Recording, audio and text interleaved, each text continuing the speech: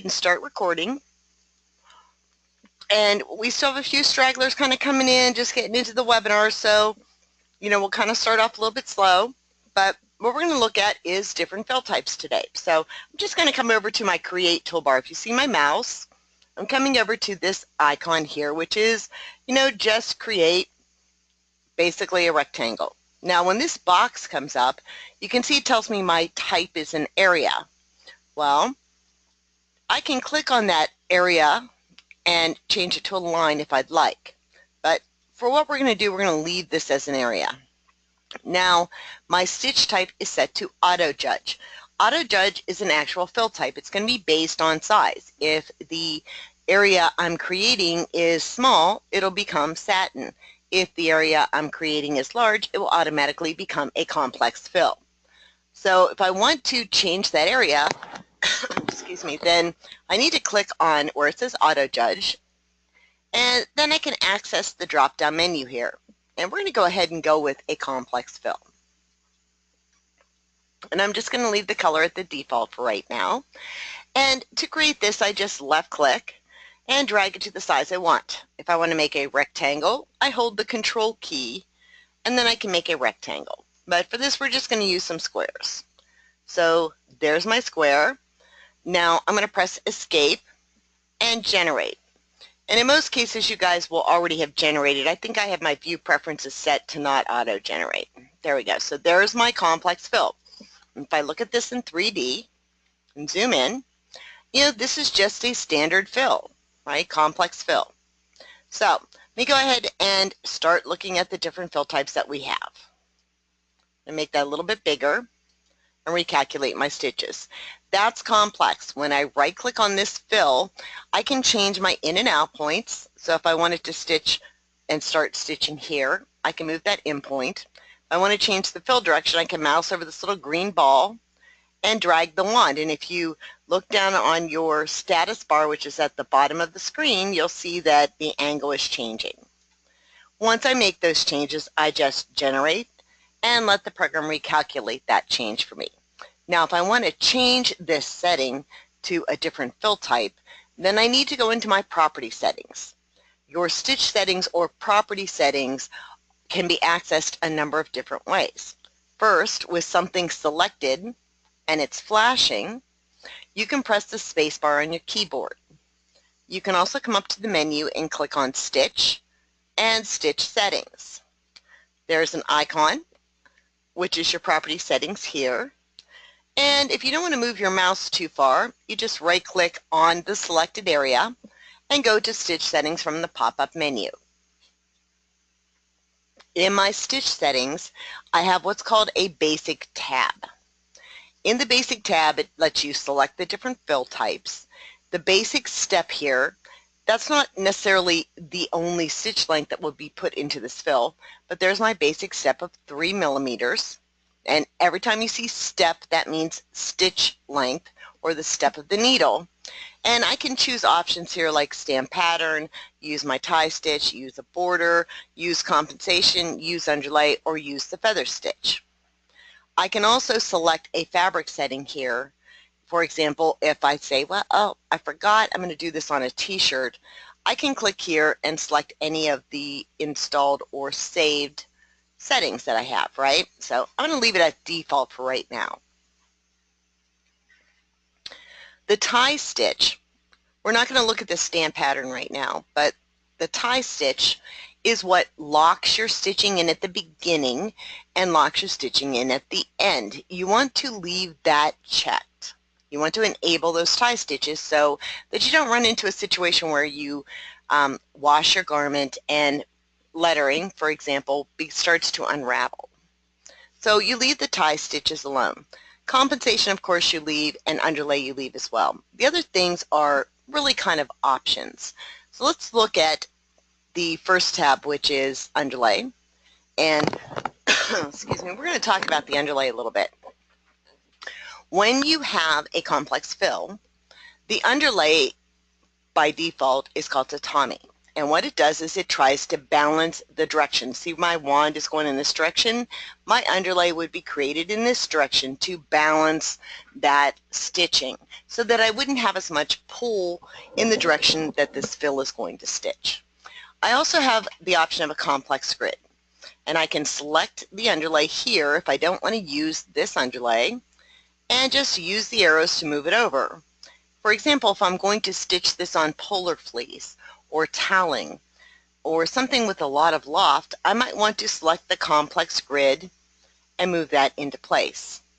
If it's large enough, I might want to select a complex edge, and I can move that into place. And then if I want that to stitch first, I can click on it and move it up. The settings here for the default are just kind of default settings. If I selected, for example, polar fleece, my settings would be a little bit different in these areas here. But so that you know, you can actually change your settings and create your own if you'd like as well here. Now, I'm only using complex grid because I'm pretending that I have terry toweling. So if I weren't doing terry toweling, I would do probably a complex edge and tatami for an area this size. If it were smaller, I might just use a complex edge. Let's look at our tie-offs. You have a tie-in stitch, which places a lock stitch at the beginning of the area and then a lock stitch at the end.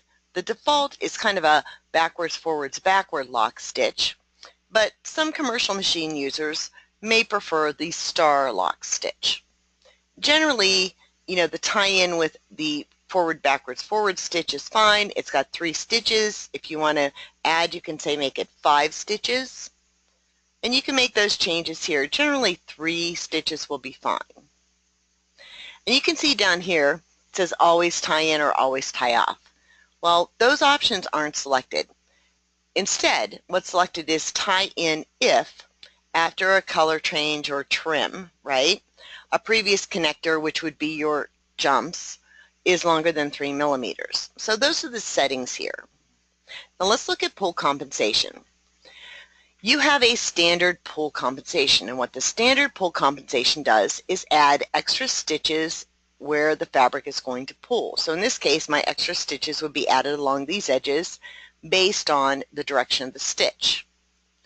Cross compensation is really for satin stitching. It's enabled, but it's not going to come into play for a complex fill. Enable overlap, however, is going to come into play. And I'm going to zoom in on this, but if you look real close here, you can see this line. And in that line, that's where my 2 sections meet and overlap. So if I had, you know, maybe a stretchier fabric, I might say, you know, increase this to 0.6. That's my standard compensation. When I apply it, you'll see that it expands a little bit on the sides, right? And my overlap, if I was stitching on fleece, for example, I might want to increase that overlap to 0.7 to make sure that when these 2 pieces meet, when the 2 sewing areas meet, that there's enough of an overlap to cover any fabric that might show. So let me go ahead and say OK, and I'm going to zoom in on this so you can see what I'm talking about. See this line right here? That's where the overlap is. And I'm going to go out of 3D, and you can see where it looks like a heavier line. And it is because we're going to overlap stitch. See how it's overlapping right there?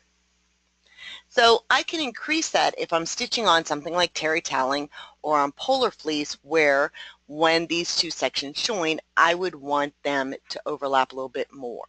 So I hope that makes sense to you what I'm talking about on the overlap. So that is a complex fill. And let me go back into my stitch settings and go to the complex tab. In the complex tab, I can say, oh, my maximum step is going to be 4 millimeters. That's the maximum stitch length I'm going to allow to be made in this fill. And my minimum is 0.2. That's going to allow me to make these crisp little points on the corners.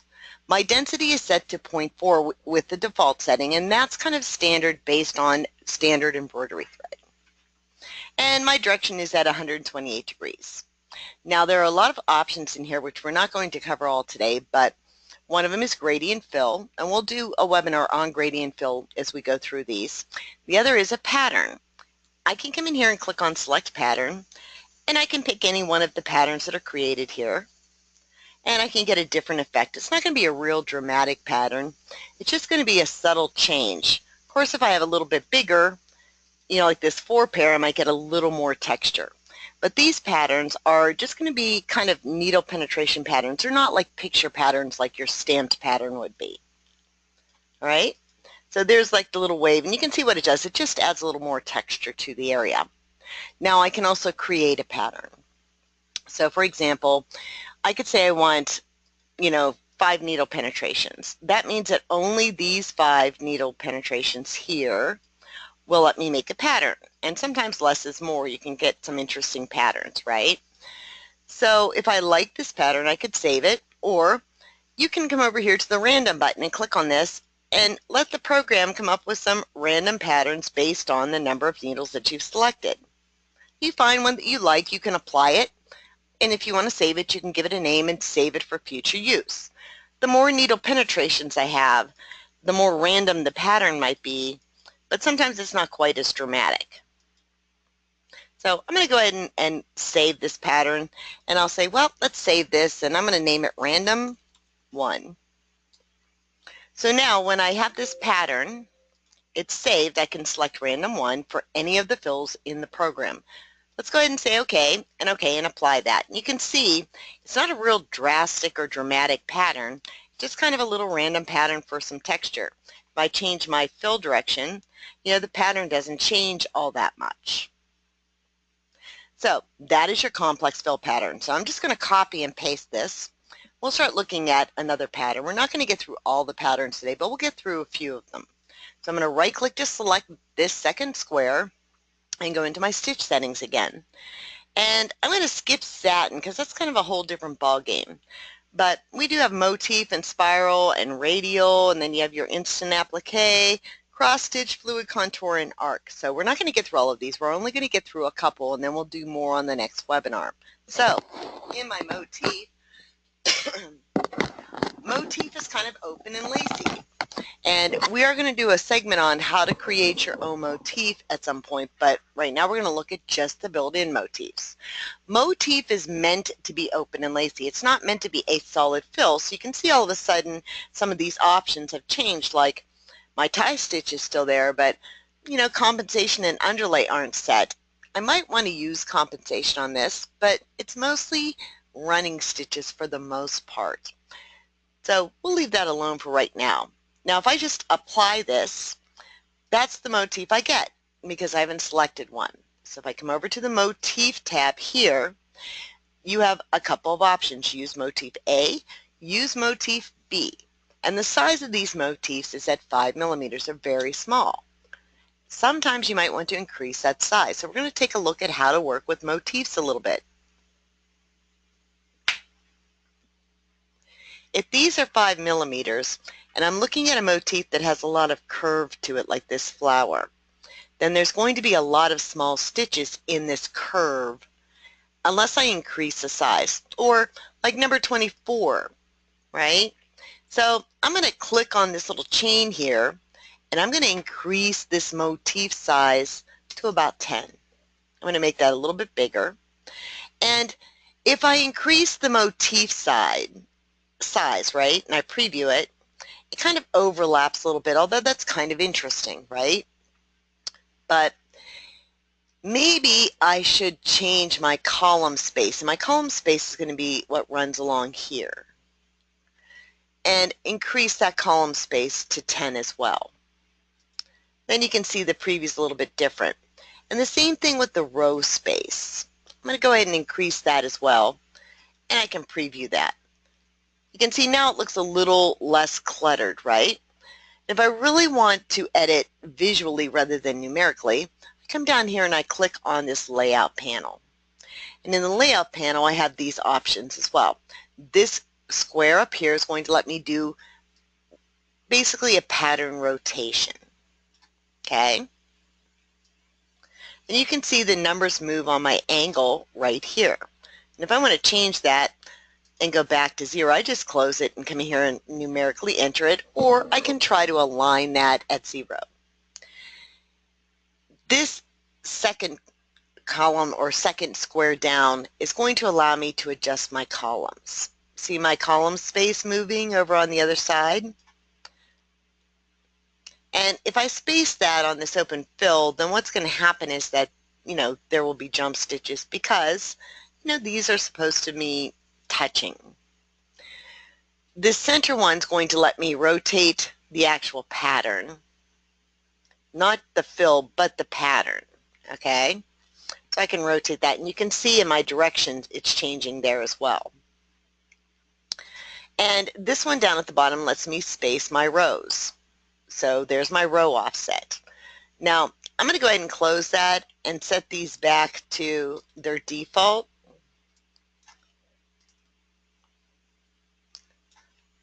And just go with this kind of nice little pattern, right?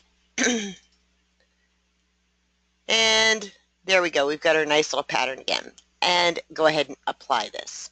So there's my motif pattern. The motif doesn't, go beyond this area because I have this crop with border option checked. If I clicked on that and clicked apply, it would go beyond to finish the motif. So I'm going to go ahead and crop that with the border. And so I have this nice, neat little pattern. Now I also have this option to use simple mode, and it depends on how the motif has been made. Simple mode means that it won't backtrack or run. It will just jump if it needs to if you've rotated to where the in and out points of the motif aren't aligned. So we're not going to worry about that right now. But what we are going to do is look at adding a second motif. So I can add 2 motifs to this. And I'm going to just click on, use motif B. And I have all of the same settings here. And generally, I want to try to make sure that this size up here is somewhat proportional here. Like I could probably get away with 5 millimeters here because that's 10, so it would be 2 of something to match that. And this is going to be very small too, but let's go ahead and add number 10 and preview that. Now, because this is 5 and my column space and row space are 5, I have this little gap. So if you go to the layout panel, you can see the gapping, right? But, I do have the option, if you look really close, I have multiple red squares here. So I'm able to edit, each one of these individually.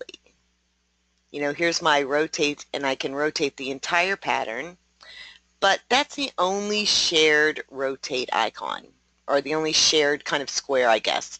Here, it's going to let me space, but I'm really just spacing this second row. I'm not spacing that first row, okay? And the same thing with the columns. Here I'm spreading out these columns, but I'm only spreading out the columns for this one motif, not for both of them. So, you may have some gapping or some rows, which you can create kind of a unique little effect.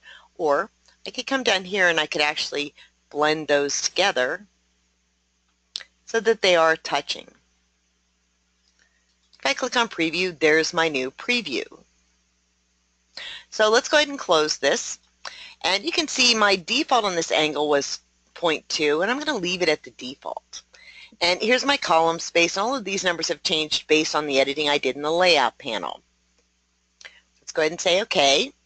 And there's my new motif fill. Now this is intended to be open and lacy. It's not particularly intended to be carved or, have voids put into it. It really is intended to stitch like this. So let me go ahead and copy and paste this next one, and we'll do one more fill. And remember, you have to right click on this in order to get to your settings. So when you go into your settings, we've covered the motif a little bit, and we've covered complex. Now let's look at spiral. This is what spiral looks like applied to a square. It's just a series of running stitches that go around, and it's going to start where I tell it to. I could take that in point in if I wanted to, or on the corner because of the areas, and I could move that, but it's going to stitch like this. Now, if you noticed, I have the option for the motif. If I really wanted to, I could put a motif on this, but bear in mind, those lines are very close together. So let's look at our spiral tab. My maximum step is 4, my minimum is 2, and that's fine, but my density is 1. And there are very few motifs that would scale down to 1 well. So if I want to add a motif to this, I'm going to have to increase the density. That means on 1 that these stitches, these rows of stitches, are 1 millimeter apart. So let's make this 5 to match the motifs. You can see now that, that's opened up, right?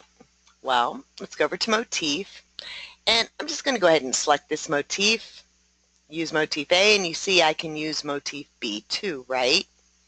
Well, let's go ahead and use Motif A first and apply it. And there's Motif A, set at 5. Those are 5 millimeters apart, so these motifs are going to kind of be on top of each other. If I say, well, let's use Motif B, and I go ahead and select maybe the little star here, and I apply it, you can see it staggers them. So if I use the layout panel, I get a line option to lay these out. So maybe I want these to be further apart. And when I do that, when I use the layout panel, these are treated like lines and they allow me to move them apart. But the problem is going to be, you can see a couple of little jumps in here because these motifs are not touching. So the difference between this fill and this spiral fill is really, it's just running lines going in a spiral. I can add a motif to this, and to do that, I might want to make sure that they're touching or be very careful how I place them. So the layout for this was, going to let me control 2 different things. The layout panel for the spiral is going to let me control it more like it's a line, but I have 2 different sets of controls. Okay, now, we also have this option called repeat. And this was not in my fill option. So if I repeat this 3 times and I repeat this twice, what's going to happen is going to be I get 3 of the first motif and 2 of the other motif. So if I really wanted to do something like, let me find one of the flowery type of motifs. We have this. And for Motif B, let's use the flower. Repeat that once, repeat that twice, and let's go to our layout panel and double check that everything's going to do what I want it to do because we've moved some things around. Might want to move these closer together, and I could rotate the flower if I wanted to. Let me zoom out for a second and move that flower in closer. And let's go ahead and apply that. So there I've got my little flower. I would make that a little bit larger, but you kind of get the idea of what you're capable of doing with the spiral. If I don't want to use any motifs at all, I just disable that and set my density at what I want my density to be. My standard was 1. I could set my density as low as 0.4, but that would be very heavy stitching, right? But setting it at, 0.8 is going to give me a different effect. And I have a point there, sorry. So 0.8 on my density. It's going to give me a different effect than at 1.0. And 0.6 is going to give me a different effect as well. So I'm going to zoom in so you guys can see this, just to give you an idea of what that looks like, and I'll go out of 3D. So your spiral is literally a spiral. It does some really neat, fun things. All right, so I'm going to go ahead and stop now, and we'll cover more fills in the next webinar. But do you guys have any quick questions?